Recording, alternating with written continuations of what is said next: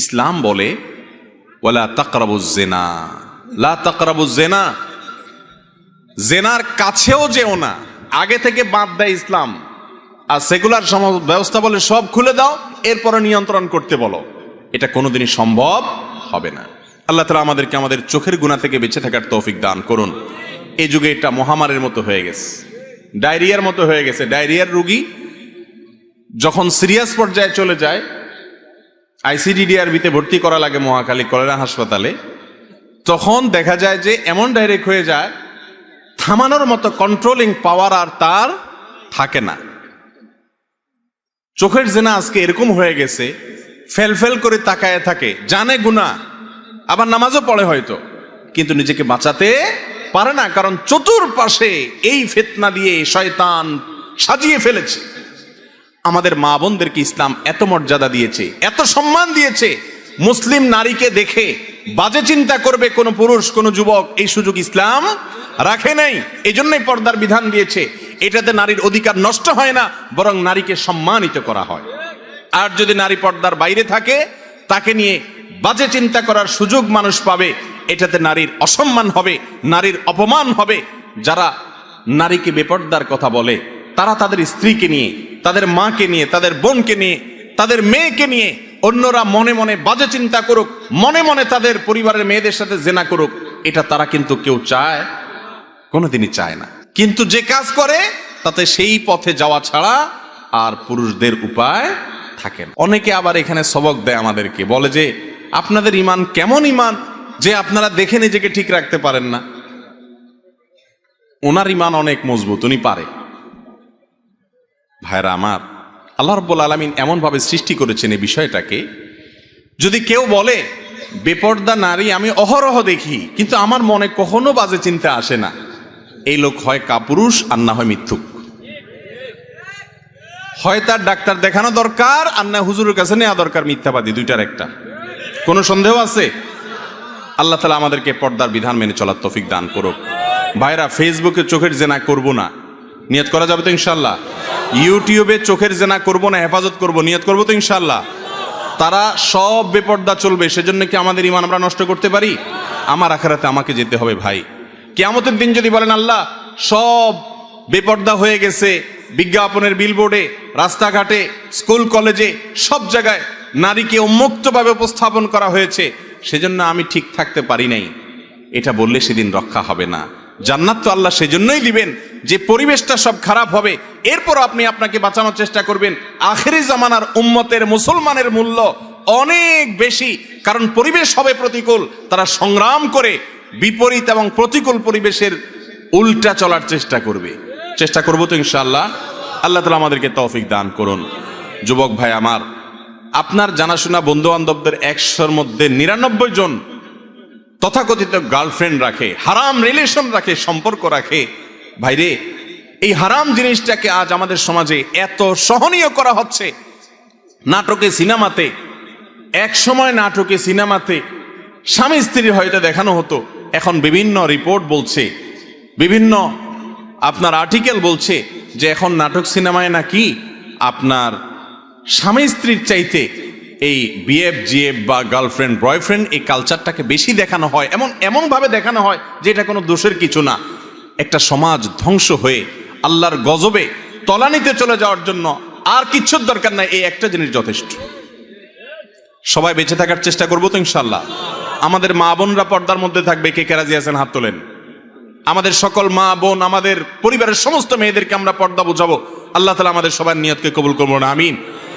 আরেকটা নিয়ত আছে, থামেন। মা বোনদের পর্দা করার জন্য আলহামদুলিল্লাহ সবাই রাজি আছে। চোখের জেনা থেকে বাঁচবেন, হারাম জায়গায় চোখ দিবেন না, যদি নজরে পড়ে যায় মাপ চেয়ে আবার ফেরত আসবেন, এ নিয়ত করবেন তো ইনশাআল্লাহ? আল্লাহ আমাদের সবাইকে দান করুন তৌফিক। এরপরের প্রশ্ন হলো, কোরআন হাদিসের আলোকে কিয়ামের বিধান কি? কিয়ামের বিধান কি? কিয়াম মানে দাঁড়ানো, কিয়াম করা ফরজ। কিয়াম করা কি ভাই? ফরজ। কিয়াম না করলে ফরজ তরক হয়ে যাবে। আল্লাহ তাআলা বলেছেন ওয়াকুমু লিল্লাহি কানিতিন, তোমরা আল্লাহর আনুগত্য করতে গিয়ে, আল্লাহর হুকুম মানতে গিয়ে দাঁড়িয়ে যাও, কিয়াম করো। কে নির্দেশ করেছে? আল্লাহ। তাহলে কিয়াম করা কি? ফরজ। তো বসে আছেন কেন? কিয়াম করা ফরজ হলে আমরা সব বসে আছি কেন? ও নামাজের সময়, মাশাআল্লাহ, এই তো আপনারা ধরে ফেলছেন। নামাজের সময় কিয়াম করা কি রে ভাই? ফরজ। কেউ যদি শক্তি সামর্থ্য থাকা সত্ত্বেও তাগড়া মানুষটা বসে বসে আরাম করতে করতে নামাজ পড়ে, তার নামাজ হবে? আজকাল তো দেখা যায় যে একটু একটু ভাবসাবালা মানুষ হলে, একটু আল্লাহ তাআলা তাকে হয়তো কোনো দিক থেকে একটু বড় করেছেন, সবাই না, আবার অনেক লোক আছেন অসুস্থ হয়ে চেয়ারে বসেন। কিছু কিছু লোকের কথা বলতেছে যে সব কাজ করে, লাফালাফি কুদাকুদি নাচানাচি সবই পারে মাশাআল্লাহ, কিন্তু ভদ্রলোক মসজিদে আসলে চেয়ার টেনে বসে। চেয়ারে কিন্তু বসে নামাজ পড়া জায়েজ আছে যে ব্যক্তির জন্য এছাড়া বিকল্প নাই, সে বাধ্য, মাজার রোগ, কোমরের রোগ, অসুখ বিসুখ হয়েছে, ঠিক আছে। কিন্তু অনেকে আছে যে অহেতুক একটু সামান্য শরীরটা মেজমেজ করতেছে, আজকে শরীরটা ভালো লাগতেছে না, বৈশাখ নামাজ শুরু করছে। তো এই কিয়াম না করলে নামাজ হবে? কিয়াম করা মানে দাঁড়ানো। আপনি জিজ্ঞেস করছেন কোরআন হাদিসের আলোকে কিয়ামের বিধান কি, আমি সরল উত্তর দিলাম, নামাজের মধ্যে যে দাঁড়ানো কিয়াম, সেটাও দাঁড়ানো। কিয়াম মানে কি করা? দাঁড়ানো। ওই দাঁড়ানোটা ফরজ। আর বাকি এমনি সময়ে আপনি কি ওয়াজ বসে শুনবেন না দাঁড়ায় শুনবেন, এটা আপনার ব্যাপার। শরীয়ত এখানে কোনো বাধ্যবাধকতা করে নাই। আমি ওয়াজ বসে করতে পারি, আমার মনে চাইলে আমি দাঁড়ায় ডায়াসেও বলতে পারি, এক্ষেত্রে শরীয়ত কোনো নির্দেশ নিষেধ করে নাই। তাহলে কিয়াম কখনো করা ফরজ, আবার কখনো করা মুবাহ মানে জায়েজ, চাইলে আমি দাঁড়াইতে পারি, চাইলে বসতেও পারি। বুঝতে পারছেন? আল্লাহর নবীর নামে দুরূদ প্রেরণ করা সাল্লাল্লাহু আলাইহি ওয়াসাল্লাম, তার প্রতি দুরূদ প্রেরণ করা, এটা অনেক বড় ইবাদত ভাই, অনেক বড় সওয়াবের কাজ। আপনি যদি চান আল্লাহ আপনার সব দোয়া কবুল করুক, তো আপনি দুরূদ শরীফ পড়বেন। আপনি যদি বিপদে পড়ে যান, সবচেয়ে বেশি দুরূদ শরীফ পড়বেন, দেখবেন সাথে সাথে আল্লাহ তাআলা বিপদ দূর করেছেন। দুটি আমল, দুরূদ আর ইস্তেগফার, আমার জীবনে অনেকবার দেখেছি আমি চরম বিপদের মুখোমুখি, এই দুইটা আমল প্রতি মুহূর্তে করতে থেকেছি। আল্লাহ তাআলা অলৌকিকভাবে, অবিশ্বাস্যভাবে সাহায্য করেছেন। নবী করিম সাল্লাল্লাহু আলাইহি ওয়াসাল্লাম ইবনে হাদিস থেকে স্পষ্ট বোঝা যায়, দুরূদ এবং ইস্তেগফার এই দুইটা আমল কোনো বিপদগ্রস্ত মানুষ যদি করতে থাকে, আল্লাহ রাব্বুল আলামিন তার জন্য এমন পথ বের করে দেন, সে কল্পনা করতে পারে না বিপদ দূর করার। তো এই যে দুরূদ, এত ফজিলতপূর্ণ আমল, এই দুরূদটা বসে পড়বে না দাঁড়ায় পড়বে? কথা বলেন। দুরূদ বসে পড়তে হবে না দাঁড়ায় পড়তে হবে? কোথায় আছে দুরূদ বসে পড়তে হবে? এই যে আন্দাজে ফতোয়া দিলে তো হবে না ভাই। কোরআন হাদিসে কোথাও বলা হয় না যে তোমরা দুরূদ পড়ার সময় অবশ্যই বসিয়া বসিয়া পড়িবে, দাঁড়িয়া পড়িতে পারিবে না, কোথাও নাই। আপনি অযথা কথা কেন বলতেছেন? দুরূদ বসে পড়বে না দাঁড়ায় পড়বে, কোরআন হাদিসে ব্যাপারে কিচ্ছু বলা হয় না। অতএব এই বসা লোকেরাও দুরূদ পড়তে পারবে, দাঁড়ানো লোকেরাও দুরূদ। কথা কি বুঝতে পারছেন? দুরূদ বসেও পড়ানো যায়, দাঁড়ায়ও পড়া যায়, শুয়েও পড়তে পারে কেউ, কোনো অসুবিধা নাই। কিন্তু কেউ যদি মনে করে দুরূদ পড়তে পড়তে পড়তে পড়তে পড়তে পড়তে একটা পর্যায়ে সবাই দাঁড়ায় যাইতে হবে, তাহলে সমস্যা আছে। কারণ আপনি দুরূদ পড়তে পড়তে যে হঠাৎ দাঁড়ায় গেলেন, ভাই আমার, আপনাকে কি আল্লাহ রাসূল সাল্লাল্লাহু আলাইহি সাল্লাম দুরূদ পড়ার ব্যাপারে বলেছেন? এই কথা কোরআন হাদিসে কোথাও আছে যে তোমরা যখন দুরূদ পড়বা আমার প্রতি, পড়তে পড়তে পড়তে পড়তে একটা পর্যায়ে আমার সম্মানে তোমরা দাঁড়ায় যাইতে হবে, এরকম কথা যদি আমার নবীজি বলে থাকেন, অবশ্যই দাঁড়াইতে হবে। কোরআনে যদি বলে থাকে, অবশ্যই করতে হবে। আর যদি কোরআন হাদিস না বলে, তা আপনি বসা আলাদেরকে বলবেন ভাই দুরূদ পড়তেছেন, দাঁড়ায় যান, অথবা দাঁড়ানোদেরকে আমি যদি বলি ভাই আপনারা দাঁড়ায় দাঁড়ায় দুরূদ পড়তেছেন কেন, বসে যান, এই দুইটার কোনোটাই করার অধিকার আমার আছে নাই। আমাদের যেসব ভাইয়েরা দুরূদ পড়তে পড়তে হঠাৎ দাঁড়ায় যায়, ওনারা কিন্তু নবীজির সম্মানার্থে দাঁড়ায়, ঠিক না ঠিক? নবী করিম সাল্লাল্লাহু আলাইহি ওয়াসাল্লামের প্রতি সম্মান ভালোবাসার জন্য দাঁড়ায় না? কিন্তু ভাইরে, নবীর প্রতি ভালোবাসা প্রকাশের পদ্ধতিটাও হইতে হবে নবীর বাতানো। নিজের মন গড়া পদ্ধতি যদি বাহির করি ইবাদতের, তাহলে সেটা নবীজি সতর্ক করেছেন বিদআত করতে। ভাইরা আমার, যারা কিয়াম করেন, মিলাদ পড়তে পড়তে দাঁড়ায়া কিয়াম করেন, তাদের প্রতি আমাদের অনুরোধ, রাগ করার কিছু নাই ভাই। আমি আপনার মুসলমান ভাই, আমি চাই আপনি আমার সাথে জান্নাতে যান, আমি আপনার সাথে জান্নাতে যেতে পারি, আমি আপনার ভালোর জন্য বলছি। আপনি যে সমস্ত আলিমরা আপনাকে বলেন কিয়াম করার জন্য, ওনাদেরকে অনুরোধ করেন যে হুজুর, কোরআন হাদিসে কোথাও আল্লাহ নবী সাল্লাল্লাহু আলাইহি সাল্লাম কি দুরূদ পড়তে পড়তে দাঁড়ায় যেতে বলেছেন কিনা, যদি বলে থাকেন সেটা কোথায় আছে আপনি দেখান, আমিও একই আমল করব ইনশাআল্লাহ। আর যদি না থাকে তাহলে সেক্ষেত্রে নিজের মন গড়া যদি আমি ইবাদতের পদ্ধতি বানায় নিই তাহলে বেদাত হবে, আর বেদাতের ঠিকানা হবে জাহান্নাম ভাই। আচ্ছা, আমরা নামাজের মধ্যে দুরূদ কি আপনাদের এলাকায় বসে পড়েন না দাঁড়ায় পড়েন? নামাজের মধ্যে শেষ বৈঠকে দুরূদ পড়েন না আপনারা? এই দুরূদটা কি বসে পড়েন না দাঁড়ায় পড়েন? এই দুরূদের চেয়ে শ্রেষ্ঠ কোনো দুরূদ নাই। সাহাবীরা দুরূদ শিখতে চাইছেন, নবী করিম সাল্লাল্লাহু আলাইহি সাল্লাম দুরূদ ইব্রাহিম শিখাইছেন। দুরূদ পড়তে পড়তে যদি দাঁড়ায় যাওয়া লাগতো তাহলে সাহাবীরা, রাসূল আকরাম সাল্লাল্লাহু আলাইহি সাল্লাম, এমনকি আমরাও নামাজের মধ্যে দুরূদ পড়তে পড়তে দাঁড়ায় যেতাম। ঠিক না ভাই? ঠিক। নামাজের চাইতে গুরুত্বপূর্ণ কোনো অবস্থা মানুষের হতে পারে? সেই জায়গায় দুরূদ পড়তে পড়তে যদি দাঁড়ানো না লাগে তা নামাজের বাইরে কেন দাঁড়ানো লাগবে ভাই? কথা কি বুঝছেন না বুঝেন নাই? দুরূদ যদি বসে পড়লে বেয়াদবি হইতো তো আল্লাহ তাআলা বসে নামাজে দুরূদ দিতেন না, বলতেন দাঁড়ায় সূরা ফাতিহার সময় দুরূদ পড়ার কথা। ঠিক না ভাই? ঠিক। অথবা বসে আছেন আত্তাহিয়াতু পড়ছেন, দুরূদের সময় দাঁড়ায় যান। আল্লাহ তাআলা কি এরকম করে নির্দেশ দিয়েছেন? তাহলে আপনি নামাজের বাইরে কেন এটাকে জরুরি মনে করতেছেন? আমার কথা কি বুঝতে পারছেন? আল্লাহ তাআলা আমাদেরকে বুঝার তৌফিক দান করুন। তবে ভাই, এগুলো নিয়ে কামড়া কামড়ি করা যাবে না, ঝগড়াঝাটি করা যাবে না। ভাইয়েরা আমার, অনেক লোকজন আছে আমাদের সমাজে যারা এগুলো নিয়ে মারামারি করে। যদি কেউ কিয়াম করে আমার কোনো ভাই করুক, তার সাথে ঝগড়াঝাটি বা গন্ডগোলে যাবেন না। এই গন্ডগোল করার কোনো অনুমতি ইসলাম আমাদেরকে দেয় নাই। আপনি না করাটাকে মনে করতেছেন সুন্নাহ সম্মত, আপনি করবেন না, কিন্তু কোনো ভাইয়ের সাথে ভেজালে যাবেন না। এলাকাতে আজ মুসলমানদেরকে শয়তান অনেক রকম ভেজালের মধ্যে লাগাই দিস। আমি মাসআলাটা চেষ্টা করছি কোরআন হাদিসের আলোকে আমার দৃষ্টিভঙ্গি তুলে ধরার। যদি আমারটা ভুল হয় তাহলে আরেকজন তারটা তুলে ধরবেন, মানুষ সঠিকটা গ্রহণ করবে।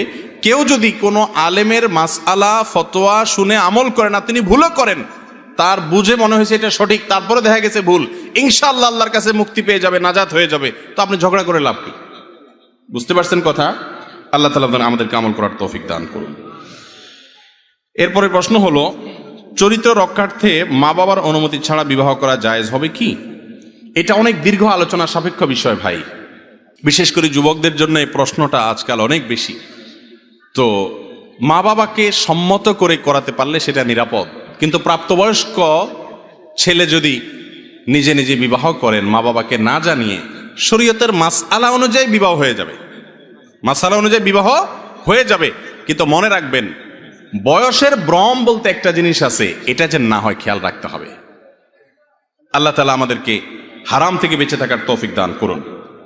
এরপরে প্রশ্ন হলো, অনেক আলেমই জনসাধারণের সামনে আকীদার মতো গুরুত্বপূর্ণ বিষয়ে ফতোয়া প্রদান করে থাকেন, অথচ তিনি মুফতি নন।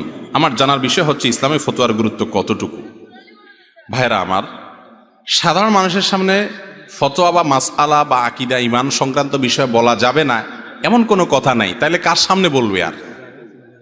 কিন্তু হাইপোথেটিক্যাল, উচ্চমার্গীয়, খুব বেশি ক্রিটিক্যাল বিষয় আসলে যদি সাধারণ মানুষের কাছে তুলে ধরা হয়, যেটা হয়তো অনেকে বুঝতে পারবেন না, তাহলে সেটা কোনো আলেমের জন্য করা উচিত না।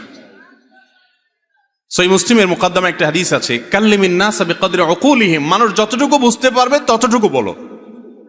আমি একবার হিসনুল মুসলিম একটা দোয়ার বই আছে, জানেন আপনারা? গোটা পৃথিবীতে দোয়ার বইয়ের মধ্যে সমকালীন যুগের সবচেয়ে সমাদৃত বই এটা, হিসনুল মুসলিম। পকেট সাইজ আছে, বিভিন্ন সাইজের আছে, বাংলা অনুবাদ হয়েছে আলহামদুলিল্লাহ। এই বইটার যিনি লেখক ছিলেন অনেক বড় মাপের একজন মুখলেস মুত্তাকি মানুষ ছিলেন, সৌদি আরবের, মারা গেছেন বেশ কয়েক বছর হয়েছে। ওনার সাথে বেশ কয়েক দফা ওনার সোহবতের সান্নিধ্যে থাকার সুযোগ হয়েছে আমার। সৌদি আরবের ওলামাদের মধ্যে এরকম মুখলেস, এরকম মুত্তাকি আলেম আমি খুব কম দেখেছি। অনেক ওলামাদের সাথে মেশার সুযোগ হয়েছে। কে কতটা মুখলেস আর মুত্তাকি আল্লাহ ভালো জানেন, বাকি আমার আকীদা, আমার বিশ্বাস, আমার ধারণা যেটি অনেক উঁচু মাপের মুত্তাকি ছিলেন, অনেকগুলো কাজকর্ম দ্বারা জানলাম, বুঝলাম, অনুমান করলাম। তো আমি তাকে একবার প্রশ্ন করলাম, আমাদের অফিসে আসছিলেন সৌদি আরবে, বললাম যে শেখ, এই হাদিসটা আমি মানুষের সামনে বলার পর মানুষ সেটা ভুল বুঝছে এবং ব্যাপক প্রতিক্রিয়া আসতেছে যে হাদিস এটা কিভাবে হতে পারে, এখন এটার ব্যাখ্যা কি দেব? ব্যাখ্যা তো অনেক আছে, কোন ব্যাখ্যাটা আমি দেব বা আপনি কোনটাকে প্রেফার করবেন? তিনি আমাকে সাথে সাথে ধমক দিয়ে বললেন, যেটা তুমি যাদের সামনে বলছো তারা বুঝবে না, ভুল বুঝবে, তাদের সাথে তুমি কেন বলতে গেলা? এটা তো হাদিসে নিষেধ আছে যে মানুষ যে জিনিসটা বুঝবে না তাকে সেখানে সে কথাটা বলবা না। অতএব ওলামায়ে কেরামের ভিতরে সেই মাত্রা জ্ঞানটা থাকতে হবে। সেই এতটুকু মানুষের বিবেচনা শক্তি, একজন আলেমের বিবেচনা শক্তি এতটুকু থাকতে হবে যে কোথায় কোনটা বলবো, কোথায় কোনটা বলবো না। বললাম আর ভেজাল লাগাই দিয়ে চলে গেলাম, এটা কিন্তু কোনো আলেমের দায়িত্ব হতে পারে না। আল্লাহ তাআলা আমাকে সহ সমস্ত যারা ইসলামের কথা বলেন, কোরআন হাদিসের কথা বলেন, তোলাবা ওলামা, আল্লাহ তাআলা সবাইকে আমাদের এই সমাজ যেন শান্তশিষ্টভাবে চলে, অস্থিরতা না হয়, বিশৃঙ্খলা না হয়, ভুল বুঝাবুঝি তৈরি না হয়, এরকমভাবে ইসলামের দাওয়াতের কাজ করার তৌফিক দান করুন। এরপরে প্রশ্ন হলো, দাড়ি পড়ে গেলে পড়া দাড়িগুলো কি করবেন?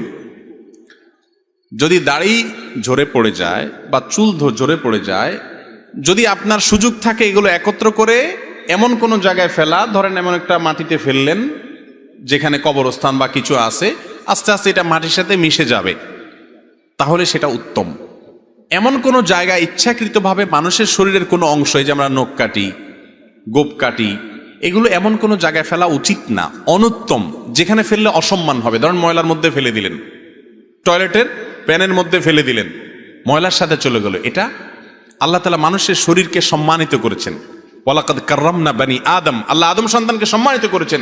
মানুষের শরীরের অপমানকর ভাবে ব্যবহার করা বা এটার অপমান হয়, এরকম কাজ করা উচিত না, অনুত্তম কাজ। কিন্তু যদি কেউ টয়লেটে ফেলে দেন, তাতে কোনো কবিরা গুনাহ হবে না, মহাপাপ হবে না, বড় কোনো অপরাধ হবে না। ব্যাপারটা কি বুঝতে পারছেন? জাস্ট উত্তম অনুত্তম, ভালো আর মন্দ। তরকারিতে লবণটা ঠিকঠাক মতো হলে ভালো, একটু এদিক সেদিক হলেও পেট ভরে যাবে, কোনো অসুবিধা হবে না বড় কোনো। ঠিক একইভাবে এই চুল বা দাড়ি যদি পড়ে যায়, যেখানে সেখানে ফেলে দিলেন, এতে বড় কোনো অসুবিধা নাই। কিন্তু একজন মুসলমান সবকিছু, তরকারিটা যেরকম চান যে সব ঠিকঠাক মতো হোক, মাশাআল্লাহ, আমলটাও ঠিকঠাক মতো হোক, এটা যদি চান, তাহলে এগুলোকে পড়ে গেলে এমন কোনো জায়গায় ফেলেন, মাটিতে অথবা মাটির নিচে দিয়ে একটা চাকা দিয়ে চাপা দিয়ে দেন, এটা হলো উত্তম। কথা কি বুঝাতে পারছি? এরপরে প্রশ্ন হলো, ভাঙা আয়নায় মুখ দেখা এবং ভাঙা প্লেটে খাবার খেলে কি হয়? ভাঙা আয়নায় মুখ দেখলে আর ভাঙা প্লেটে খেলে কি হয়? উত্তর হলো, ভাঙা আয়নায় মুখ দেখলে দেখতে একটু অসুবিধা হয়। ভাঙা প্লেটে ভাত খেলে, কোনো কিছু খেলে, ওই প্লেটের যেহেতু ভাঙা, এজন্য ওই খাঁজে ভাঁজে জীবাণু ময়লা লেগে থাকতে পারে, সেজন্য এটাতে খেতে অনেক সময় অরুচি হয়। উত্তর পাইছেন তো? কিন্তু যে উত্তর আশা করছেন সেটা হলো যে ভাঙা প্লেটে খাইলে অমঙ্গল হয়, ভাঙা আয়নায় দেখলে কি হয়? ক্ষতি হয়।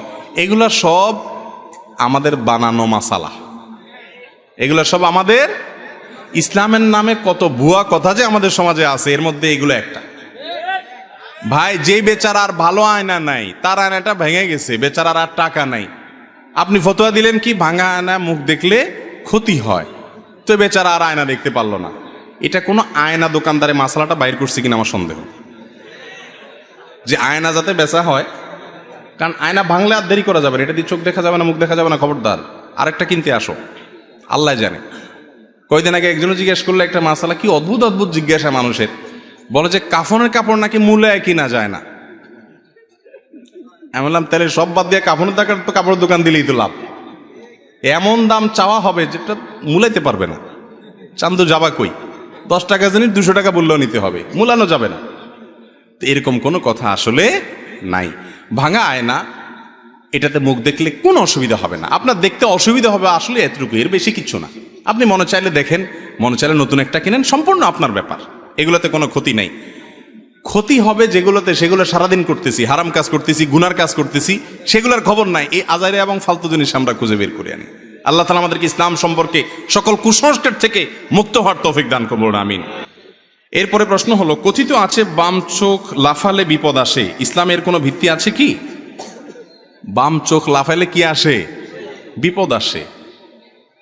এর কোনো ভিত্তি আছে কিনা? ভাইরে, আপনাদের বাম চোখ লাফায় মাঝে মধ্যে? আমার তো প্রায় লাফায়। কই, আমি তো দেখি না যে বাম চোখ লাফানোর পর কোনো বিপদ আসছে। যদি কখনো কারোর বাম চোখ লাফানোর পরে বিপদ আসে, যদি কোনো বিপদ আসে, তো বুঝতে হবে এটা চোখ না লাফাইলেও আসতো, ডান চোখ লাফাইলেও আসতো, শরীর গোটাটা লাফাইলেও আসতো। বুঝতে পারছেন কথা? মুসলমান কখনো এই সমস্ত আলতু ফালতু কথা বিশ্বাস করতে পারে না, যেটার কোনো ভিত্তি নাই, না বৈজ্ঞানিক কোনো ভিত্তি আছে, গবেষণা দ্বারা প্রমাণিত, না কোরআন হাদিস দ্বারা প্রমাণিত।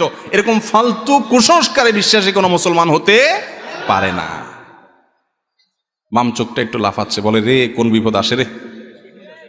বিপদ তো তোমার ইমান আমল যাচ্ছে, ইসলাম সম্পর্কে কুসংস্কারের জন্য বিশ্বাস নিয়ে তুমি মরতেছো, এটাই তো বড় বিপদ। অতএব চোখ যদি বামটা লাফায়, চোখরে বলবেন আরো জোরে লাফা, কিচ্ছু হবে না ইনশাআল্লাহ। কথা বুঝতে পারছেন? অনেকে আছে এই মাসআলাটা জানে এবং প্রশ্ন করে, হুজুর মাসালা জানে যে এই চোখ লাফালে কিচ্ছু হবে না, বিপদ এবং সুখ এই সবগুলো দেওয়ার একমাত্র মালিক কে? আল্লাহ। এরকম কোন আলামত আল্লাহ বলেন নাই আমাকে, আমি মন গড়া কেন বলবে? মাসআলা জানে ঠিকই, তারপরে যখন বাম চোখটা একটু লাফায় তখন ভয় হয় ভিতরে, আছে না নাই? অনেকে প্রশ্ন করে যে হুজুর এই ভয় হয় কেন? এই ভয় হয় এজন্য ইমান দুর্বল। আমি বলি তখন চোখেরে বলবেন চোখ আরো দুমসে লাফাইতে থাক, আমার কোনো টেনশন নেই। এরপর যদি কোনো বিপদ আসেও নিজেরে বলবেন যে অবশ্যই এই বিপদ আমার কপালে আগে থেকে লেখা ছিল তাই আসছে, চোখের লাফানোর সাথে এর কোনো সম্পর্ক নাই। চোখ তোমার 14 গোষ্ঠী সহ একসাথে নাচতে থাকে, কোনো কিছু হবে না আমার ইনশাআল্লাহ। আল্লাহ তাআলা আমাদেরকে সমস্ত কুসংস্কার থেকে বেঁচে থাকার তৌফিক দান করুন। ঘরে কিংবা দোকানে পীর অথবা ফকিরের ছবি ঝুলিয়ে রাখলে বরকত বেশি হবে, এ ধারণা ঠিক আছে কিনা? ভাইরে, রাসূল করিম সাল্লাল্লাহু আলাইহি সাল্লাম বলেছেন, লা তাদখুলুল মালাইকাতু বাইতান ফীহি কালবুন আও সূরাহ, বুখারীর হাদিস। ওই ঘরে রহমতের ফেরেশতা আল্লাহর রহমত নিয়ে আসবেই না যেখানে কুকুর থাকে অথবা ছবি টাঙানো থাকে। ভাইরে, আমরা মনে করি কুকুর কি দোষ করছে? কিছু দোষ করে না। কুকুরকে আপনি পাহারাদারের কাজের লালন পালন করতে পারেন, বাড়ি বা এলাকা পাহারাদারি করলো, তাকে খাবার দাবার দিলেন, সবই ঠিক আছে, কিন্তু আপনার ঘরে ঢুকাতে নিষেধ করেছেন রাসূল আকরাম সাল্লাল্লাহু আলাইহি সাল্লাম শখের বসে। এই জন্য দেখবেন, আল্লাহ মাফ করুক, ইহুদি খ্রিস্টানরা এত পশু থাকতে দেখবেন কুকুর নিয়েই পড়ে থাকে। হাদিসে যেটা নিষেধ আছে, ইবলিস সেটা আরো বেশি করায় তাদেরকে দিয়া। আবু হুরায়রা রাদিয়াল্লাহু তাআলা আনহু বিড়াল পালতেন, জামার হাতার ভিতরে বিড়াল নিয়ে আসছেন, রাসূল বলেছেন ও আবু হুরায়রা বিড়ালের বাপ, নাম উঠে গেছে বিড়ালের বাপ। হাদিস তো জানেন আপনারা।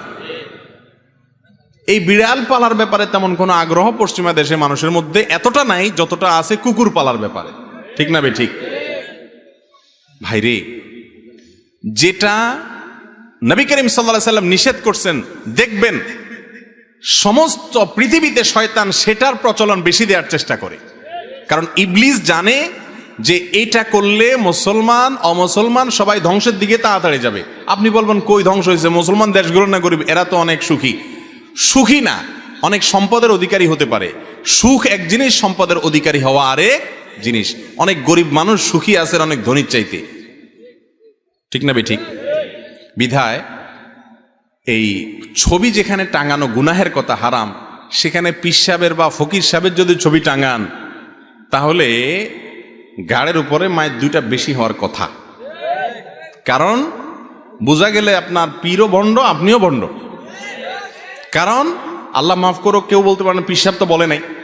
সাধারণত মানুষ যে পীর সাহেবের ছবি টাঙায়, সে পীর সাহেবদের এসব ব্যাপারে ছোটবোধ থাকে না, তাদের দরবারেও এগুলো টাঙানো থাকে তাদের। এইটাই বেশিরভাগ চিত্র। আমি সেজন্য বললাম ভাইরা আমার, এটা জায়েজ নাই। বরকত যা আসতো সেটাও এটার কারণে আসবে না, বরং ধ্বংস হবে।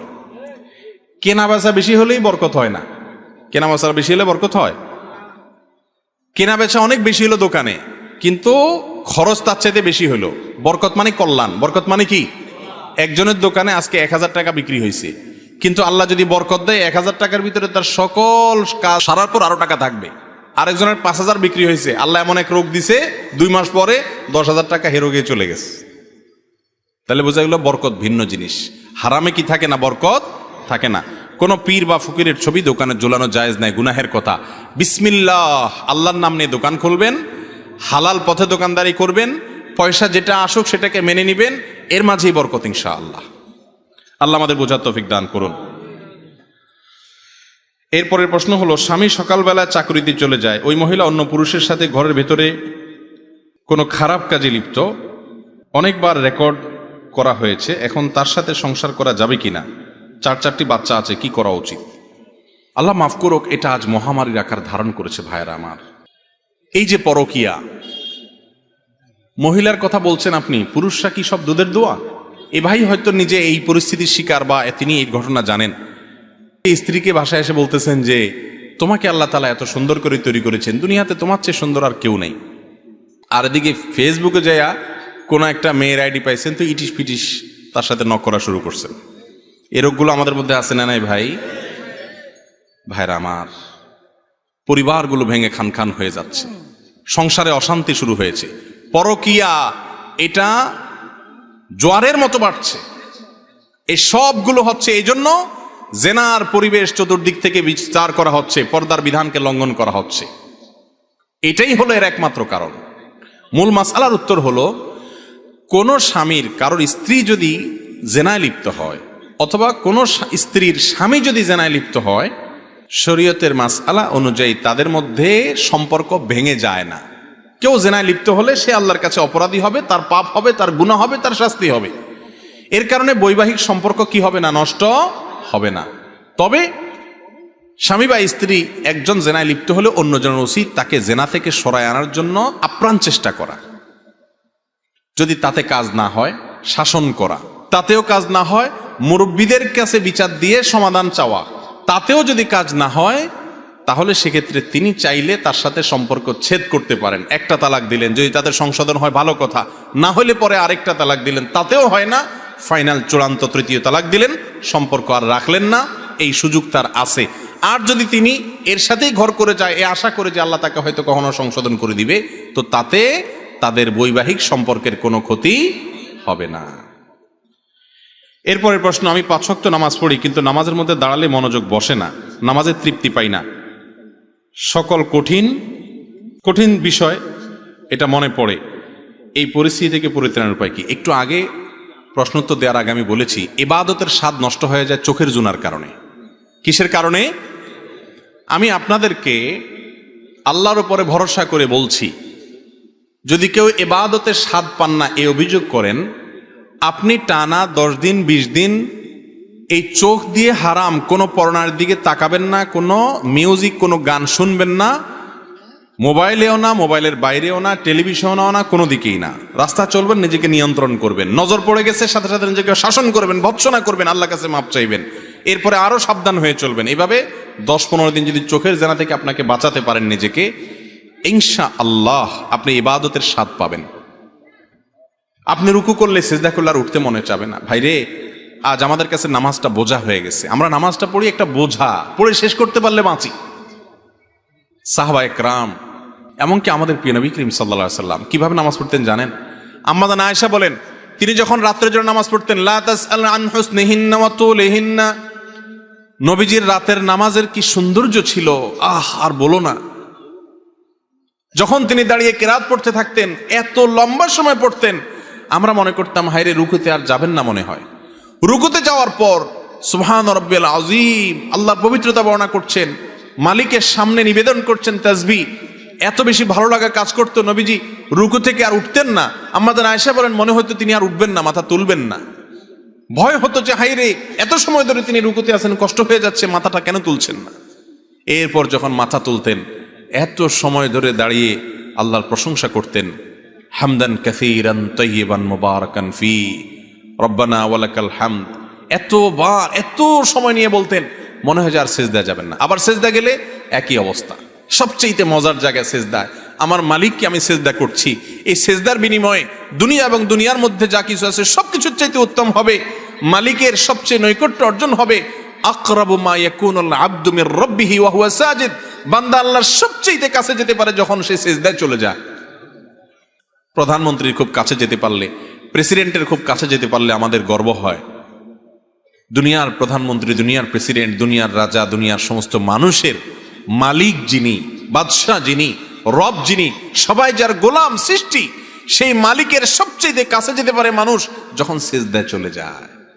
আপনি যদি মনে করেন আমি সেজদায় আছি, আমার রবের সবচেয়ে কাছে আছি, একবারে সামনাসামনি রবকে পেয়ে আমি নিবেদন করছি সুবহান রাব্বিয়াল আলা, ও আমার মহান প্রভু মালিক, আপনি পবিত্র, আপনার পবিত্রতা আমি বর্ণনা করছি, ভালো লাগা কাজ করবে। নবীজি সাল্লাল্লাহু আলাইহি ওয়াসাল্লাম লম্বা সময় সিজদা করতেন, উঠতে চাইতেন না। আর আমাদের অবস্থা হলো নামাজ তাড়াতাড়ি করে শেষ করতে পারলে বাঁচি। নামাজের পরে যদি বৃষ্টি হয় তো মসজিদের দুয়ারে এসে সবাই এমন ভাবে একত্র হয়, মনে হয় জেলখানায় আছে, বাইরে হওয়ার জন্য সবাই পাগল হয়ে গেছে। ঠিক না ভাই? ঠিক। ভাইরা আমার, এই ইবাদতের স্বাদ নষ্ট হয় যে কাজগুলোর মাধ্যমে, তার মধ্যে অন্যতম একটা কাজ হলো চোখের গুনাহ, যেটা আজ ব্যাপক হয়ে গেছে। এই জন্য ইবাদতের স্বাদ নাই। আল্লাহ আমাদেরকে চোখের জেনা থেকে বেঁচে থাকার তৌফিক দান করুন। আর এমনি গণহারে গুনাহের কারণেও ইবাদতের স্বাদ কমে যায়। ইবাদতের স্বাদ কমার তৃতীয় কারণ হলো হারাম খানা। আজকাল খাবারের মধ্যে এত ভেজাল, আল্লাহ মাফ করুক। ইমাম সাহেব বেচারা যে বেতনটা পায়, ওয়াজ করে হুজুর যে হাদিয়া পায়, ওই হাদিয়াও দেখা গেল যে যেসব মানুষ দিছে টিছে, সুদখোর, ঘুষখোর, টিনচোর, গমচোর, ডাকাত, রাহাজানি করেন না, আইল ঠেলা মানুষ, 2 নম্বরে ইনকাম করা মানুষ, চাঁদাবাজ, মাস্তান, এক একজনের ইনকামে এক এক ভেজাল। আবার কেউ আছে এগুলো কিছু করেন, আপনারা খুব হাসতেছেন মনে মনে, হুজুর সব বাঁশ দিয়ে ফেলতেছে। আপনি নিজেও যে বাঁশ খাওয়ার লোক, আপনি বোনের হক দেন নাই, ফুফুর হক দেন নাই বাপের সম্পত্তিতে, তাহলে আপনিও হারামখোর, আমিও হারামখোর হয়ে যাব যদি এই কাজ করি। ঠিক না? ঠিক। এই হারাম খাওয়ার কারণে ইবাদতের স্বাদ পাওয়া যায় না। 3টা জিনিস বললাম: চোখের জেনা থেকে বাঁচা, সকল গুনাহ থেকে বাঁচার চেষ্টাটা করতে থাকা, আর বিশেষভাবে আমি যা খাবো উপার্জন করব এটা যেন হারাম না হয়, এই দিকটা চেষ্টা করা। এই 3টা কাজ করেন, আল্লাহর কসম ইবাদতের স্বাদ এমন পাবেন, আপনাকে ইবাদত থেকে গুলি করে কেউ সরাতে পারবে না। ভাইরে, সালহাতু সঙ্গে বুদি দিল খারাস, আজমুদে এক জামানা খাকে বাস। অনেক কিছু স্বাদ পেয়েছেন জীবনে, অনেক কিছুর স্বাদ। ভাই, ভালো খাবারের স্বাদ পেয়েছেন, জেনা হারাম রিলেশন সম্পর্কের মধ্যে স্বাদ পেয়েছেন, ফেসবুকে ইউটিউবে আজেবাজে জিনিস দেখে স্বাদ পেয়েছেন, হালাল হারাম বিভিন্নভাবে বিভিন্ন স্বাদ পেয়েছেন। আজমুদে এক জামানা খাকে বাস। একটু পরীক্ষা করে কিছুকালের জন্য মাটি হয়ে দেখেন, একটু কিছুকালের জন্য হারাম ত্যাগ করে দেখেন। ইবাদতের স্বাদ যদি একবার পান, দেখবেন যে এর চাইতে স্বাদের আর কিছু নেই। শাহ ওলিউল্লাহ মুহাদ্দিসে দেহলভী রহিমাহুল্লাহ, তার ব্যাপারে একটি ঘটনা বর্ণিত আছে যে তিনি বলতেন, দিলে দারম জওয়াহের পারায় ইশকাস্তিতা হবিলশ কেদারত জের গরদোমি সে মেরে সামানে কে মন্দারম। তিনি দিল্লি শাহী মসজিদের ওখানে দাঁড়িয়ে বলতেন, আল্লাহ এমন এক দিল দিয়েছেন আমাকে, এই অন্তরের চতুর্পাশ দিয়ে বড় বড় রাজা বাদশাদের রাজত্ব, এগুলো গুড়গুড় করে ঘুরতে থাকে, কিন্তু ভেতরে ঢোকার চান্স পায় না। এর মানে বুঝছেন? মনে করেন একজন আপনার বাড়ির পাশে 2 নম্বর টাকা দিয়ে আঙ্গুল ফুলে কলা গাছ হয়ে গেছে, আছে না? না এরকম আপনার বাপেও খোঁচায়, মায়েও খোঁচায়, আপনার নিজের কাছেও খারাপ লাগে যে আমি কি করলাম। হ্যাঁ, আরেকজন হারাম রিলেশন করে 2টা-4টা সম্পর্ক করে ফেলছে, আপনার কোনো হারাম রিলেশন না, আপনি মনে করতেছেন হারে আমি দুনিয়ার এই ভোগ উপভোগ থেকে নিজেকে দূরে সরিয়ে রাখলাম।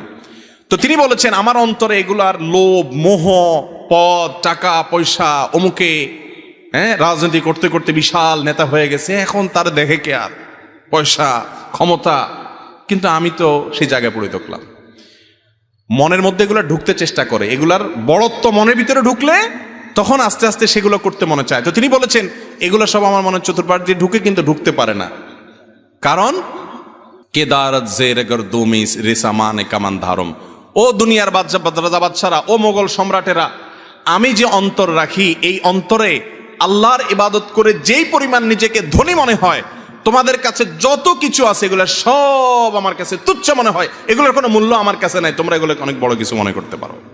মুসলমানের নজর হবে সেরকম, এগুলো কল্পকাহিনী মনে হবে। এক সময় আল্লাহর নেককার বান্দারা পৃথিবীতে যারা ছিলেন তাদের কাছে এগুলোই মনে হতো। সাহাবা একরাম, বড় বড় সম্রাটদের মাথার উপরের মুকুট স্বর্ণ দিয়ে তৈরি, মসজিদে নববীর সামনে এনে রাখা হয়েছে। সাহাবা একরাম রিদওয়ানুল্লাহি তাআলা আলাইহিম আজমাইন ইবাদতের স্বাদ পাওয়ার আগে, ইসলাম গ্রহণ করার আগে, যারা একটু ওটের পানি পান করানোকে কেন্দ্র করে শতাব্দীকে শতাব্দী যুগ যুগ ধরে যুদ্ধ করে বেড়াতো, তুচ্ছ জিনিসের জন্য লড়াই করত, সেই মানুষগুলো ওই মুকুটকে, সম্রাটের সেই সোনাখচিত মুকুটকে পাও দিয়া উষ্ঠা মারে লাথি মারতে মারতে চলে যায়। এগুলো তাদের অন্তরে প্রবেশ করতে পারে না, এগুলো তাদেরকে কোনো অবস্থাতে দুর্বল করতে পারে না। ও ভাই, ইবাদতের স্বাদ যদি একবার পেয়ে যান, আল্লাহর কসম পৃথিবীর সব কিছু আপনার কাছে তুচ্ছ হবে, সততা, নীতি, আদর্শ আপনার কাছে বড় হবে। আল্লাহ আমাদেরকে ইবাদতের স্বাদ পাওয়ার তৌফিক দান করুন। তাহলে 3 কাজ করতে হবে: চোখের জেনা থেকে বাঁচতে হবে, সকল গুনাহ থেকে বাঁচার বিশেষ চেষ্টা থাকতে হবে, আর হারাম খানা থেকে বাঁচার চেষ্টা করতে হবে। আল্লাহ আমাদের তৌফিক দান করুন। রাসূল সাল্লাল্লাহু আলাইহি সাল্লামের নামাজের সালাম ফিরিয়ে কি সাথে সাথে হাত তুলে দোয়া করতেন নাকি অন্য কিছু পড়তেন?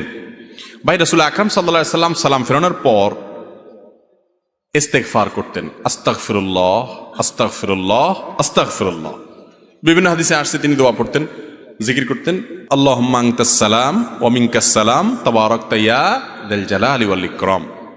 বুখারীর এক হাদিস দ্বারা বোঝা যায়, যথাসময় আব্দুল্লাহ ইবনে আব্বাস রাদিয়াল্লাহু বর্ণনা করেছেন যে নবীজি সাল্লাল্লাহু আলাইহি ওয়াসাল্লাম নামাজ শেষ হতে বুঝতাম তাকবীর দ্বারা, আল্লাহু আকবার দ্বারা।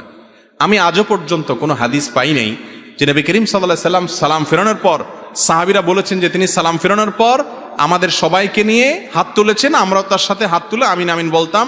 এটা তিনি করতেন। কানান নবী সাল্লাল্লাহু আলাইহি সাল্লাম ইয়াফআল কাজা। নামাজ তো প্রকাশ্যে করার জিনিস। তিনি যদি জীবনে 2-10 বার 20 বারও বলতেন তাহলে অন্তত 2-4 হাজার হাদিস আসতো, কারণ এত মানুষ দেখছে। অথচ নবীজি সাল্লাল্লাহু আলাইহি সাল্লাম নামাজের পরে কি দোয়া পড়তেন সেগুলোর ব্যাপারে বহু হাদিস আছে, কিন্তু তিনি সাথে সবাইকে নিয়ে এইভাবে আমাদের মতো ট্র্যাডিশনাল দোয়া করতেন বলে প্রমাণ পাওয়া আমি অন্তত পাই না। কেউ পাইলে দেখেন। জোড়া তালি দিয়া এখান থেকে এক হাদিস, ওখান থেকে এক হাদিস, এরকম জোড়া তালি দিয়া প্রমাণ করে অনেকে আমরা। নবী করিম সাল্লাল্লাহু আলাইহি সাল্লাম নামাজের পরে কি করেছেন, কি আমল করেছেন সেটা হাদিসে পরিষ্কার। যদি সেটা করে থাকেন অবশ্যই আসবে, কিন্তু মনে রাখবেন নামাজের পরে দোয়া কবুল হয়। কোনো মানুষ সালাম ফেরানোর পর ফরজ নামাজের পর আল্লাহর কাছে চায়া দোয়া করতে পারে। দোয়া কবুলের খুব দারুণ একটা জায়গা, এটা করা ভালো। কিন্তু ওই যে সম্মিলিতভাবে করতে হবে, না করলে ইমাম সাহেবের চাকরি যাবে, এটা উচিত না, এটা অনুচিত, এটা ভুল। আবার কোন এলাকাতে এটা প্রচলিত আছে, সেখানে গিয়ে আপনি ভেজাল লাগাই দিলেন, ফতোয়া দিয়া বোঝানো ছাড়া, বিশ্লেষণ করা ছাড়া, সেটা আরেক ভুল। আল্লাহ তাআলা আমাদেরকে সব ভুল থেকে বেঁচে থাকার তৌফিক দান করুন। পশ্চিম দিকে থুতু ফেলা বা পা দেয়া জায়েজ আছে কিনা? পশ্চিম দিকে থুতু ফেলার ব্যাপারে ইবনে হিব্বান, মুসাদরাক হাকিম সব বিভিন্ন হাদিসের কিতাবে একটা হাদিস আছে, মান তাফালা তুজাহাল কিবলা জাআল ইয়াউমাল কিয়ামাতি ওয়া শাক্কুহু মাইল আও কামা ক্বালা আলাইহিস সালাতু ওয়াস সালাম। যে ব্যক্তি কিবলার দিকে থুতু ফেলবে, পশ্চিম বলে কোনো কথা নাই, কিবলা যেদিকে থাকে, আমাদের জন্য কিবলা পশ্চিম, পশ্চিম দিকে বা কিবলার দিকে যে থুতু ফেলবে, কিয়ামতের দিন কোন কোন বর্ণনায় আসছে ওয়াতাফালাতুহু মা বাইনা আইনাই, যে তার থুতু কপালে নিয়ে এসে উঠবে, অর্থাৎ এটা গুনাহের কথা। এজন্য ইচ্ছাকৃত কিবলার দিকে কি করা যাবে না, থুতু ফেলা। আচ্ছা, এই জিনিসটা কি আমাদের খেয়ালে থাকে বলেন? থুতু ফেলান দরকার, ফেলা দিছি, পশ্চিমে গেছে না পূবে গেছে, উত্তরে গেছে না দক্ষিণে গেছে, কারোর খেতে গেছে না গায়ে গেছে, দেখার কোনো খবর নাই। মুসলমান এত বেদিশা হবে না, বেহুশ হবে না। মুসলমান যা করবে হিসাব করে করতে হবে, কারণ তাকে জান্নাতে যেতে হবে। এখন থেকে হিসাব করবো তো ইনশাআল্লাহ। এটা গুনাহের কথা, এই গুনাহটা অনেকে জানে না। যে কোনো দিকে থুতু ফেলে দেয়, আগে ফেলেছেন সেজন্য আল্লাহর কাছে মাপ চাইবেন, সামনে যেন আর এটা না হয়। পশ্চিম দিকে থুতু ফেললে কি হয়, খুব ভয়াবহ একটা বিষয়। আল্লাহ তাআলা আমাদেরকে বাঁচার তৌফিক দান করুন। তাহলে কোন দিকে ফেলবেন? থুতু ফেলার জন্য সবচেয়ে উত্তম এবং সুন্নাহ হলো নিজের বাম দিকে নিচের দিকে, নিজের বাম দিকে নিচের দিকে যদি ফেলানোর জায়গা থাকে। বাম দিকে পরিবেশ নাই, ডান দিকে ফেলেন, তবে নিচের দিকে ফেলবেন। যদি কেবলা সামনে থাকে কেবলার দিকে ফেলবেন না, অন্য কোনো দিক থাকলে সামনে ফেলতে পারেন, অসুবিধা নেই। তবে সুন্নাহ হলো নিচের দিকে ফেলানো। এরপরে প্রশ্ন হলো, বাথরুমে আল্লাহ তাআলার নাম উচ্চারণ করা যাবে কিনা? বাথরুমে আল্লাহর নাম নেওয়া মাকরুহ, অনুচিত, আল্লাহর নামের অসম্মান হয়। মনে মনে আল্লাহর জিকির করতে পারেন। বাথরুমে ওযু করা যাবে কিনা, এই মাসআলার উত্তর দিতে দিতে একেবারে কাহিল অবস্থা। ভাই, বাথরুমে ওযু করলে কোনো গুনাহ হবে, ওযু হবে না, এরকম কোনো বিষয় না। তবে টয়লেটের ভিতরে, যেখানে টয়লেটের প্যান, কমোড এবং আপনার বেসিন বা আপনার টেপ একই জায়গায়, সেখানে ওযুর আগে বিসমিল্লাহ বলবেন। ওই যে একটু আগে বললাম টয়লেটে বিসমিল্লাহ বলতে নাই, তাহলে বিসমিল্লাহ বলে ওযু করলে আল্লাহর নামের অসম্মান হয়। সেজন্য বাইরে ওযু করবেন। আর বাইরে যদি ওযু করার ব্যবস্থা না থাকে, বেসিন থাকে, পা ওঠানোর সুযোগ নাই, তো হাতটা ধুয়ে বিসমিল্লাহ বলে শুরুটা করেন, বাকিটা ওখানে করেন। এরপর তো আর বিসমিল্লাহ নেই, শুরুতে একবার বিসমিল্লাহ আছে। আর যদি টয়লেটেই ওযু করতে চান, বাইরে কোনো ব্যবস্থা নাই বা ঝামেলা মনে হয়, তাহলে বিসমিল্লাহটা মনে মনে বলেন। আর যদি মুখেও বিসমিল্লাহ বলেন, ওযু হয়ে যাবে।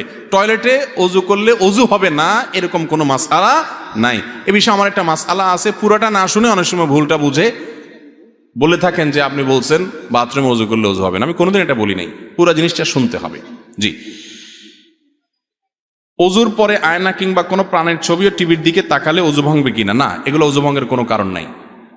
এমনকি টেলিভিশন দেখলেও কি হবে না, ওযু ভঙ্গ টেলিভিশনে হারাম কিছু দেখলে গুনাহ হবে, সেটা আরেক জিনিস, কিন্তু অজু ভাঙবে না, অজুর সাথে এটা সম্পর্ক নেই।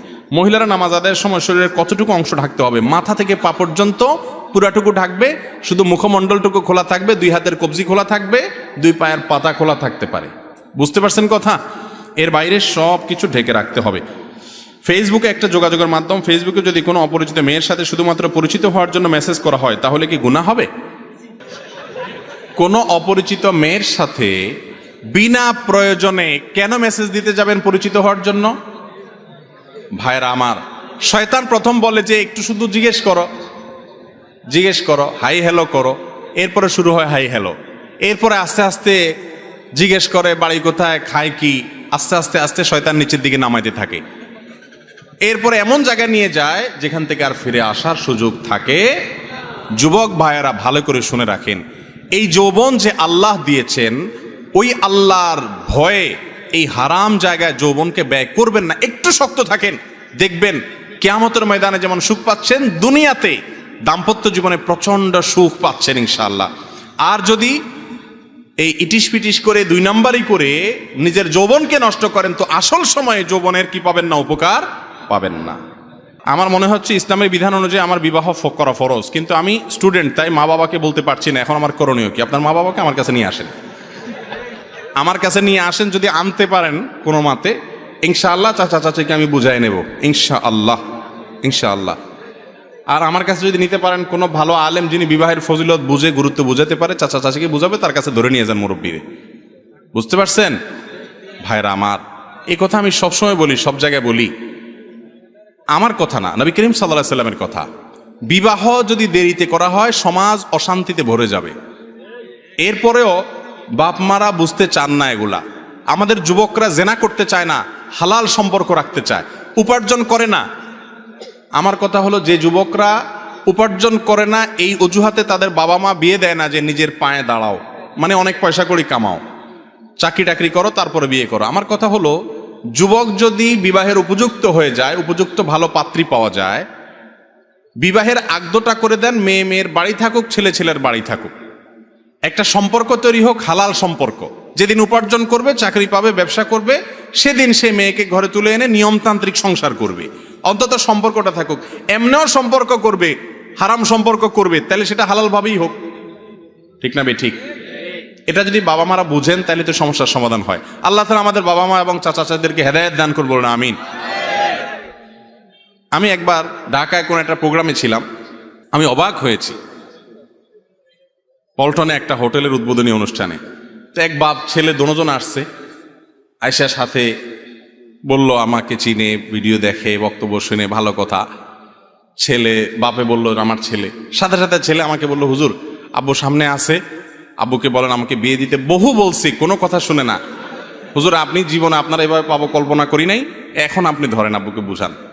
আমি চিন্তা করলাম, সুবহানাল্লাহ, এই ছেলের কপালে আজকে বাড়িতে মায়ের কি পরিমাণ আছে আল্লাহ ভালো জানে, তবে সে সাহস করছে, মাশাআল্লাহ।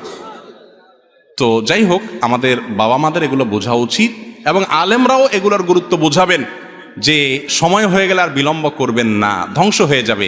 এরপরে ছেলে যখন 2 নম্বর পথে যাবে, মেয়ে 2 নম্বর পথে যাবে, তারপরে এসে হুজুরের কাছে তাবিজ চাইবেন, হুজুর ছেলে তো ওই সকিনার হাত ধরে চলে গেছে, মেয়ে তো ওই লিটনের সাথে চলে গেছে। এরপরে হুজুরের কাছে দোয়া চাইবেন, আপনি কাজ করবেন উল্টা পাল্টা, এরপরে দোয়া চাই, কি কাজ হবে? আল্লাহ তাআলা আমাদের মুরব্বীদের বোঝার তৌফিক দান করুন। আমরা দিনের দায়ী হতে চাই, তো আমরা কিভাবে শুরু করব? দিনের দায়ী হওয়ার জন্য 1 নম্বর কাজ হলো, যেটুকু শুনেছেন ভালো করে সঠিকভাবে যাচাই বাছাই করে, প্রয়োজনে কয়েকজন আলেম থেকে শুনে, বই পুস্তক পড়ে, কোরআন হাদিস পড়ে যাচাই বাছাই করে যেটুকু জানছেন সেটুকু বলবেন, আন্দাদুন্দা বলবেন না। অনেক সাধারণ ভাইরা আছেন আজকাল, কোরআন হাদিসের কিছু কথা, কিছু হাদিস কোরআন জানার পরে এমনভাবে ইসলাম প্রচার শুরু করে, বিরাট শেখ, বিরাট আলেম হয়ে যায়, হুজুরের উপরে বড় হুজুর সে। এই রোগ আছে না নাই? তাদের ফতোয়া শুনলে আল্লাহু আকবার, হুজুররা টাসকি খেয়ে বসে থাকে, এরকম ফতোয়া দিয়ে বসে থাকে। তো যুবক ভাইয়েরা বা আমাদের সাধারণ মুসলমান ভাইয়েরা, আপনারাও ইসলাম প্রচার করবেন। নবীজি বলেছেন, বাল্লিগু আন্নি ওয়ালাউ আয়া, একটা আয়াত হলে অন্যের কাছে পৌঁছায় দিবেন, কিন্তু যেটুকু জানবেন সেটুকু, মন গড়া না। আল্লাহ তাআলা আমাদেরকে বোঝার তৌফিক দান করুন। আমি নামাজ পড়ি এবং হস্তমৈথুনের ও বদভ্যাসে অভ্যস্ত। আমি চেষ্টা করি এমন এই জঘন্য পাপ থেকে নিজেকে বের করতে, কিন্তু যতবারই অপরাধ করি ততবার চেষ্টা করি এবং তওবা করি। শেখ দয়া করে বলবেন আমি কি নিজেকে কিভাবে পাপ থেকে বিরত রাখতে পারবো? ভাই এ বিষয়ে এর আগেও বারবার বিভিন্ন যুবকরা বলেছেন। আল্লাহি আল্লাহর কসম, আমার খুব ভালো লাগে যখন আমার যুবক ভাইরা এই সমস্ত প্রশ্ন করেন, যে প্রশ্নের মাধ্যমে তিনি ভালো পথে আসার জন্য ছটফট করতে থাকেন। শয়তানের সাথে পারেন না, ইবলিস তাকে অন্যায়ের পথে হারামের কাছে নিয়ে যায়, তিনি চান একটু আসার জন্য। আল্লাহ তাআলা আমার এই ভাইদেরকে সাহায্য করুন। আল্লাহ আমাদেরকে হারাম থেকে বের হয়ে আসার মতো ইমানি শক্তি দান করুন। ভাইরা আমার, গুনাহ তো আমরা সবাই কম বেশ করি। কয়জন আছেন গুনাহ করার পর গুনাহ থেকে বাঁচার জন্য ছটফট করেন, তওবা করার জন্য? তো এই সমস্ত ভাইরা যারা তওবার জন্য ছটফট করেন, আমি তাদের ব্যাপারে সুধারণা রাখি, আমার আল্লাহ তাদেরকে তওবার তৌফিক দিবেন ইনশাআল্লাহ। যারা পাপ করার পর, অপরাধ করার পর কোনো সেন্স নাই, কোনো হিতাহিত, কোনো ভালো মন্দ ধারণা নেই, অপরাধ বোধ নেই, অপরাধের অদৃশ্য দাহন তার ভিতরে হয় না, এই ব্যক্তি অপরাধ থেকে ছুটে আসা অনেক কঠিন হয়। অপরাধ করতে করতে অপরাধের ব্যাপারটাতে এতটা বেপরোয়া হয়ে যায়, তার কাছে অপরাধ ডাইলবাত হয়ে যায়। এটা খুব ডেঞ্জারাস আলামত। তওবা নসিব হয় কম, চোখের পানি ফেলেন যে আল্লাহ পাপ তো করি করি, তোমার কাছে দিলটা নরমও হয় না। আল্লাহ আমাদেরকে গুনাহ থেকে সরে আসার তৌফিক দান করুন। হস্তমৈথুনের এই গুনাহের সাথে আমাদের অনেক ভাইরা জড়িত, অনেক ভাইরা জড়িত। অনেক ভালো কাজ আছে কিন্তু এখান থেকে বাঁচতে পারে না। ভাই, এক নম্বর কথা হলো মোবাইল থেকে সমস্ত খারাপ জিনিস ফরম্যাট করে ডিলিট করে দেন। যদি সৎসাহস না থাকে বা মনে হয় যে আবার মোবাইলে সেটা চলে আসবে, মোবাইলটা বিক্রি করে একটা বাটনওয়ালা মোবাইল নেন যেখানে কিছু থাকবে না। একটু কঠিন হবে কিন্তু হিম্মত করে আল্লাহর জন্য ত্যাগ করেন না। একটু ত্যাগ করলে, প্রিয় মানুষের জন্য ত্যাগ করলে ভালো লাগে, আল্লাহর জন্য ত্যাগ করলে আপনার ভালো লাগে কাজ করবে। এর পাশাপাশি নির্জনতা অবলম্বন করবেন না। হস্তমৈথুন যারা এই বদভ্যাসে অভ্যস্ত হয়, নির্জন কক্ষে থাকলে তখন এই বদভ্যাসে অভ্যস্ত হয়। নির্জন থাকবেন না, বন্ধু বান্ধব, মুরব্বী এবং বাপ মা ভাই বোন সবার মধ্যে থাকবেন। একাকিত্ব অবলম্বন করবেন না, কারণ একাকিত্ব হলে শয়তান এটা করা। বেশি না, 2-4 মাস যদি একটু কষ্ট করে স্ট্রাগল করে মোবাইল টোবাইল, ফেসবুক, ইউটিউব এগুলো থেকে সরে থাকতে পারেন, হারাম সম্পর্ক থেকে দূরে থাকতে পারেন। খারাপ জিনিস দেখলে মানুষ হস্তমৈথুনের দিকে বেশি যায়। যুবকরা খারাপ জিনিস যেন দেখতে না পারেন সে রাস্তা বন্ধ করে ফেলেন। বেশি না, 1টা মাস এক্সারসাইজ করেন, ইনশাআল্লাহ বদভ্যাস দূর হয়ে যাবে। আর আল্লাহর কাছে দোয়াও করবেন, চোখের পানি ফেলবেন, মালিক আমি সরে আসতে চাই, তুমি সাহায্য করো। আল্লাহ তাআলা আমাদেরকে সেরকম হিম্মত এবং শক্তিশালী দান করেন। মানি রুকু থেকে দাঁড়িয়ে 2 সেজদার মাঝখানে এবং রুকু সেজদার দেরি না করলে নামাজ হবে কিনা? সেজদার মাঝখানে এবং এই সময়গুলোতে যদি কেউ সোজা হয়ে না দাঁড়ায় নামাজ হবে না, নামাজ হবেই না। অনেকে আছে রুকু থেকে এইভাবে একটু সোজা হয়ে আবার সাথে সাথে সেজদা চলে যায়, সেজদা থেকে সোজা উঠতে না বসতে আবার সেজদা চলে যায়, নামাজ হবে না। সাফ কথা, আমার কথা না, সারা বিশ্বের সমস্ত আলেমদের মত এটা। কথা কি বুঝতে পারছেন? এত ডেঞ্জারাস বিষয়। তুফান মেল যারা নামাজ পড়েন তারা ভালো করে শুনে রাখেন। এক ব্যক্তি এরকম নামাজ পড়ছে, নবীজি ডাকছেন, ডেকে বলছে আবার নামাজ পড়ো। কয়েকবার পড়াইছে, উনি যাই এরকম তাড়াতাড়ি করে পড়েন, উনি বুঝেন না। তখন নবীজিকে তিনি বললেন, ইয়া রাসূলুল্লাহ আমি তো ইচ্ছে ভালো পারি না। তখন তিনি বললেন রুকু থেকে উঠে সোজা টান টান হয়ে দাঁড়াবা, এরপর একটু অপেক্ষা করে তারপর সেজদা যাবা। সেজদা থেকে উঠে সেজদা গিয়ে একটু অপেক্ষা করবা, সেজদার তাসবিহ পড়ার পর উঠে সোজা হয়ে বসে টান টান হয়ে সোজা হয়ে একটু অপেক্ষা করবা, তারপর সেজদা যাবা। আর যদি উঠে সাথে সাথে চলে যাও, কোনো অপেক্ষা না করো, নামাজ হবে না। কথা কি বুঝতে পারছেন? খুব ডেঞ্জারাস বিষয়। মসজিদের মাইকে হারানো জিনিসে কথা বলা যাবে কিনা? যাবে না, এটা জঘন্য গুনাহের কথা। অনেক মসজিদে এটা হয়। মসজিদের মাইকে কোনো হারানো জিনিসে ঘোষণা দেওয়া যাবে। জাতীয় কোনো ইস্যু, গোটা সমাজের কোনো ইস্যু, মানুষ কোনো বিপদের মুখে পড়ছে, মানুষকে বিপদের হাত থেকে বাঁচানোর জন্য মাইক থেকে আপনি সতর্ক করেছেন, সেটা ভিন্ন জিনিস, সেটা জায়েজ আছে। কিন্তু হারানো জিনিসে ঘোষণা মসজিদ থেকে দেওয়া যায় না। নবীজি সাল্লাল্লাহু আলাইহি সাল্লাম বলেছেন, কেউ যদি মসজিদে কোনো হারানো জিনিসে ঘোষণা দেয়, তোমরা তার জন্য বদদোয়া করবে, আল্লাহ তোমার জিনিসটা ফেরত না দেখ। যারা মসজিদের মাইকে গায়ের জোরে এসব ঘোষণা দিবে, আপনারা যার যার বাসা বাড়ি থেকে সবাই মিলে বদদোয়া করবেন যে তোমার জিনিসটা না পাও তুমি। এরপরে প্রশ্ন হলো, কোনো গুনার জন্য যদি আমি তওবা করি এবং সেই গুনার কাজ যদি আমি পুনরায় করে ফেলি, তাহলে আমি কি করব? গুনাহের কাজ থেকে তওবা করার পর যদি আবার তওবা ভেঙে যায়, আবার তওবা করবেন। এভাবে করতে করতে চলতে হবে। আরে ইয়ে কুস্তি তো হয় অমর ভর কি, কবি ও দাবালে কবি তু দাবালে। শয়তানের সাথে লড়াই তো মরণ পর্যন্ত হবে। আপনি তওবা করে জিতে গেছেন, ও আবার আপনাকে গুনাহ করে নামাই দিছে, আবার তওবা করে উঠে যাবেন। এভাবে কুস্তা করতে করতে করতে কবরের আগে যদি আপনি শেষবার তারেক উপকাত করে চলে যেতে পারেন, তাহলে তো জান্নাত। এই জন্য তওবা থামানো। ইবলিস কি করে জানেন? আপনি একটা গুনাহ থেকে তওবা করছেন, আর করব না, মাহফিলে আজকে নিয়ত করে আসছি আর এটা করব না, এরপরে আবার কয়দিন পরে হয়ে গেছে। ইবলিস বলবে কি, তো ভেঙেই তো গেছে, আল্লাহ কি থাক তাহলে কর। ইবলিস এবার ইজি করে দেয়। ইবলিস বলবেন না, আমার আল্লাহর নাম তায়েব না, আমার আল্লাহর নাম তাওয়াব। তাওয়াব মানে জানেন? বারবার যিনি বান্দার তওবা কবুল করেন। আবার সেটা শুনে এবার অপকর্ম করতেই থাকবেন যে তওবা তো বারবার কবুল করে, আবার করব, এই সুযোগ না। এরকম বেপরোয়া হয়ে করলে সেই তওবা আল্লাহ কবুল করবেন না। একজনের হাত কাছে ঔষধ আছে, মলম, কাটা জায়গায় লাগালে সাথে সাথে রক্ত বন্ধ হয়ে যায়। এই জন্য সে চাকু নিয়ে একটু পরপর এ হাত কাটে, এরপর এ হাত কাটে। একজনকে কিরে অবস্থা করছ কেন? আমার কাছে মলম আছে। এরা আপনারা কি বলবেন? পাগল বলবেন না? তওবার রাস্তা আছে, এই জন্য আপনি গুনাহ করতে থাকবেন। এটা কোনো সুস্থ মানুষের কাজ? আল্লাহ আমাদের বোঝার